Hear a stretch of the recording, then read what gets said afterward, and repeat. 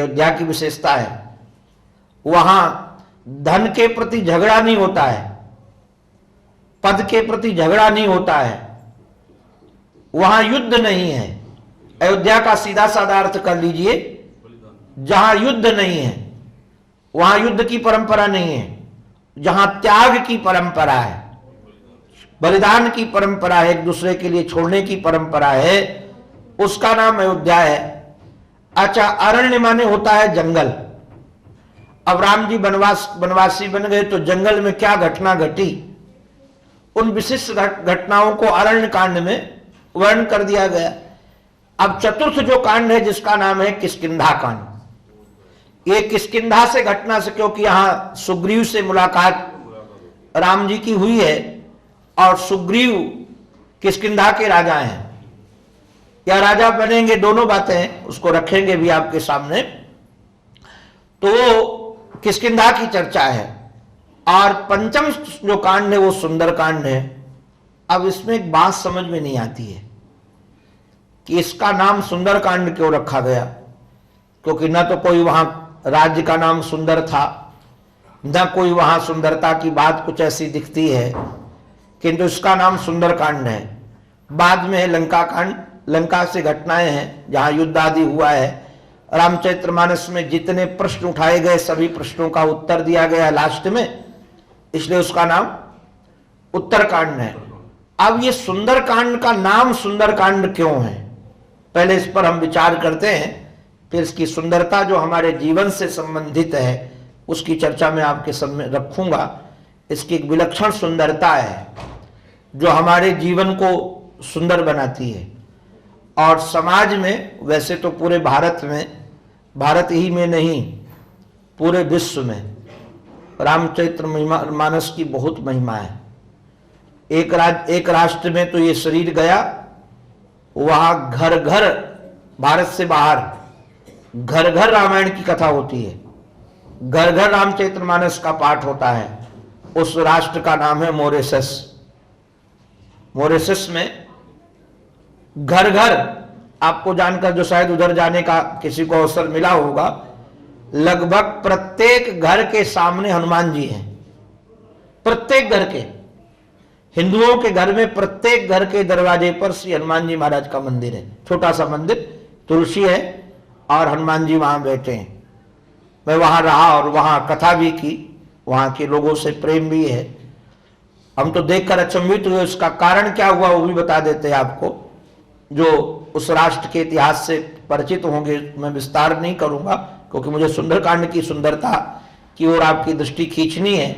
एक चमत्कार, क्योंकि महाराज चमत्कार को ही लोग नमस्कार करते हैं, बिना चमत्कार के कोई नमस्कार किसी को करता कराता नहीं है। तो मॉरिशस में ऐसी घटना क्या घटी, अधिकतर वहां से अंग्रेज लोग बंधुआ मजदूरों को पकड़ कर ले गए थे जो बिहार के थे, और वहां वो गन्ने की खेती करते थे और उनसे खेती करवाते थे। उनको कहीं आने जाने देते नहीं थे, क्रूरता का व्यवहार भी करते थे। संयोग से अब ये लोग तो कुछ लेकर तो गए नहीं थे घर से, न कोई रामायण लेकर गए थे और न कोई पूजा की सामग्री थी, किंतु भारत की परंपरा में तुलसीदास जी महाराज का ग्रंथ बड़ा प्रसिद्ध है। जब हम लोग आए थे तो प्रेम जी उसका पाठ करवा रहे थे, हनुमान चालीसा, और बच्चों बच्चों को याद है, ये भी तुलसीदास जी महाराज की रचना है। हनुमान चालीसा भी हमारे बाबा की रचना है। तो लोगों को हनुमान चालीसा याद थी। तो जब बहुत व्यथित होते थे उनके अत्याचारों से, दुराचारों से, तो रात्रि में एक जगह एकत्रित होकर के दो चार लोग हनुमान चालीसा का पाठ करते थे और रो कर कहते थे, हनुमान जी महाराज आप ही इस नरक से छुड़ाओगे, आप ही हमको मुक्त कराओगे। संयोग से ऐसी घटना घटी, उसको संयोग कह लीजिए, हनुमान जी का चमत्कार कह लीजिए। मैं तो आस्तिक हूं और हनुमान जी को मानता हूं, तो मैं तो हनुमान जी का चमत्कार ही कहूंगा। वहां एक बंदर आ गया और बंदर ने अंग्रेजों की बड़ी पिटाई की, उनको काट ले, उनके कपड़े फाड़ दे, और गजब ये हुआ कि महाराज उसको मारने के लिए गोली से जाए तो मिले ही नहीं, छुप जाए। उसने ऐसा अत्याचार महाराज उनके साथ किया कि सब अंग्रेज भागे वहां से। अब भागे, उन्होंने क्या किया कि जो घर के सामने लाल पत्थर रख देता था और झंडा लगा दे, ऐसे को अंग्रेज परेशान नहीं करते थे। उसको लगते थे कि इसको परेशान करेंगे तो निश्चित रूप से बंदर हमको काटेगा और बंदर हमारे कपड़े फाड़ देगा। तो उन लोगों ने, अब हनुमान जी तो मिलते तो थे नहीं, समुद्र के बीच में हनुमान जी कहां से मिलेंगे, तो कोई भी पत्थर उठाते थे, उठा करके लाल उसको रंग देना और छोटा सा अपना बनाकर तुलसी लगा देना, वहां रखना। ऐसा चमत्कार हुआ कि महाराज सबके घर में, मैं स्वयं देख करके आया हूं। अब तो मूर्तियां भी मिल गई उनको, अब तो स्वतंत्र हो गया देश ही। वहां गंगा तालाब में, तो गंगा तालाब के ऊपर बहुत बड़ा हनुमान जी का मंदिर बनाया भी उन लोगों ने। गंगा तालाब तो शिव जी का मंदिर है वहां, और दुर्गा माँ का भी मंदिर है बहुत विशाल। तो हनुमान जी महाराज का जो चमत्कार है, अच्छा, इसका कारण इसी का आप देखेंगे कि पूरे भारत में रामचरितमानस का प्रचार प्रसार तो है ही, और उससे ज्यादा सुंदरकांड का प्रचार प्रसार है। कलकत्ता में, बंबई में, हमको लगता है कि मारवाड़ी जहां होंगे, पूरे भारत में यदि 20 घर भी होंगे तो लोग एकत्रित होकर के शनिवार मंगलवार एक न एक दिन सुंदरकांड का पाठ जरूर करते हैं। और उसका कारण क्या है? सुंदरकांड का जो व्यवहारिक है, स्वाभाविक, एक आपके सामने एक बात रखें, आपके पिताजी से कोई काम करवाता हो बार बार कि ये हमारा काम कर दो, ये हमारा काम कर दो, और आप समर्थ हो तो पिताजी को काम करते हुए देखकर आपको खुशी होगी। आपको लगेगा कि हमारे पिताजी बैठे रहे, उनके बदले का काम हम करेंगे। तो श्री राम जी महाराज को सर्वस्व हनुमान जी मानते हैं। हनुमान जी महाराज का मानना यह है कि जो राम जी का भजन करेगा उसका काम हम करेंगे, राम जी को करने की जरूरत नहीं है। उनसे जो कामना लोग करेंगे उसकी कामना पूर्ति हम करेंगे, क्योंकि हमारे इष्ट को कष्ट न उठाना पड़े, हमारे इष्ट को कहीं इधर उधर जाना ना पड़े। तो जो भी कामना से हनुमान हमारा सुंदरकांड का कोई पाठ करता है, उसकी कामना निश्चित पूरी होती है। और हमको तो स्वयं, हमने कितने बच्चों से भारत में भी चमत्कारिक अनुष्ठान देखे हैं इसके, और बहुत 60 दुए हैं सामान्य, हमको तो पूरा याद है, क्योंकि बचपन में हमने भी बहुत किया है। अब तो समय नहीं मिल पाता, तो बचपन में बहुत उसके अनुष्ठान भी किए हैं, रोज भी पाठ करते थे। तो लगभग पूरा सुंदरकांड हमको आदि से अंत तक याद है, 60 दोहा याद है पूरे के पूरे। तो चमत्कार की दृष्टि से हर काम करने के लिए राजी हैं। और दूसरी बात इसमें एक और भी ध्यान देने की है, भगवान के जितने भी अवतार होते हैं, राम के, कृष्ण के, परशुराम के, ये समय समय पर होते हैं और एक कारण विशेष को लेकर होते हैं।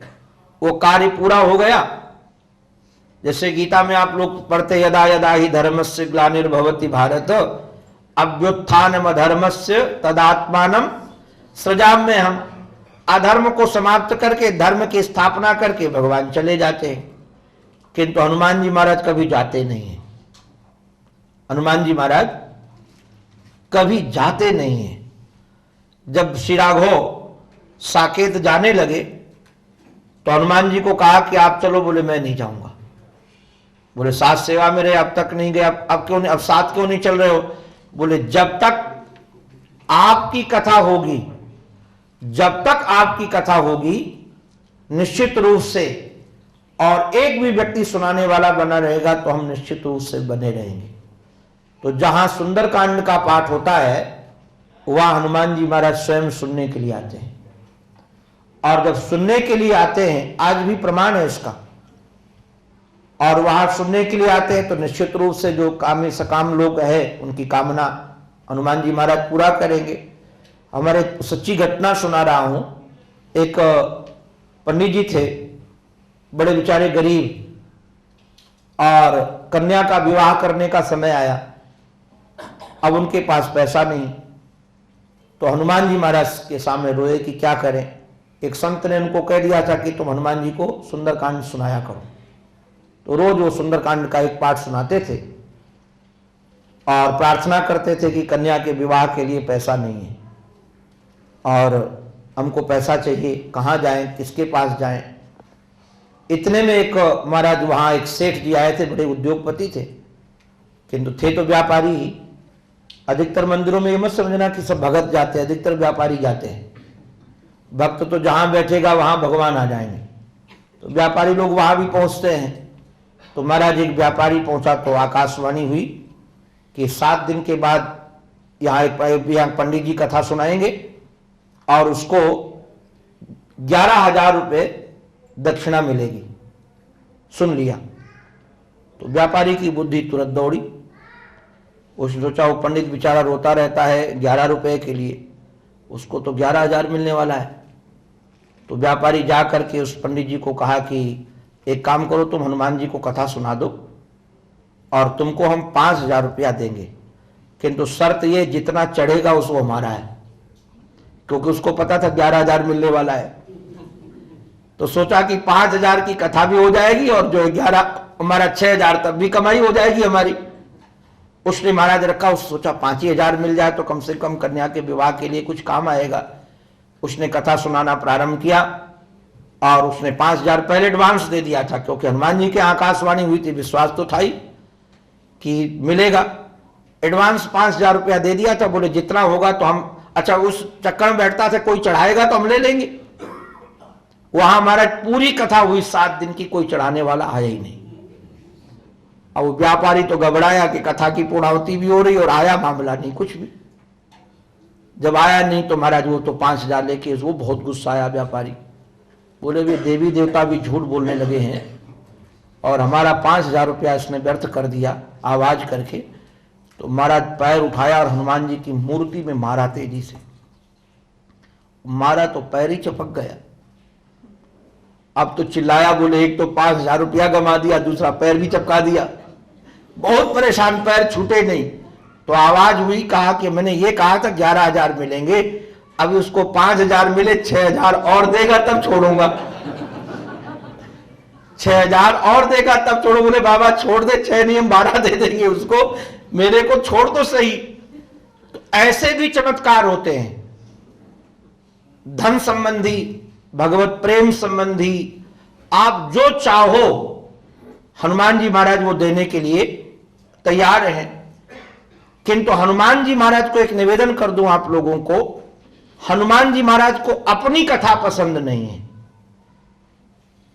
कोई हनुमान जी की कथा सुनाने लगे तो हनुमान जी को प्रसन्नता नहीं होगी। कोई हनुमान जी की महिमा गाने लगे तो हनुमान जी को प्रसन्नता नहीं होगी। उनको कोई राम जी की महिमा सुनाए तो खुश हो जाते हैं। आपको इसका सबसे पहला, अब हनुमान जी को हनुमान चालीसा सुनाना था तुलसीदास जी महाराज को, और हनुमान चालीसा में वर्णन तो हनुमान जी का है कि नहीं, किंतु तुलसीदास जी महाराज की चातुरी देखिए। श्री गुरु चरण सरोज रज निज मन मुकुर सुधारि, वर्णो रघुवर विमल यश जो दायक फलचार। ये कह रहे हैं हनुमत चरित्र नहीं सुना रहा हूं मैं रघुवर चरित्र बोल रहा हूं। अगर वो हनुमत चरित्र कह देते तो हनुमान जी सुनते ही नहीं।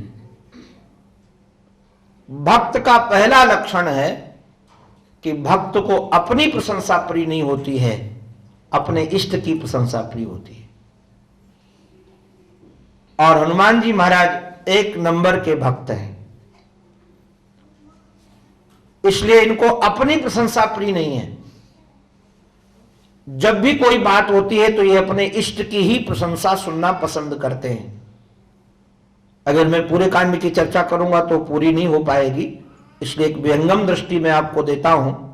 यहां कई लोगों को श्लोक वो याद है। पहला श्लोक तो श्री राघव का चरित्र का वर्णन किया गया है।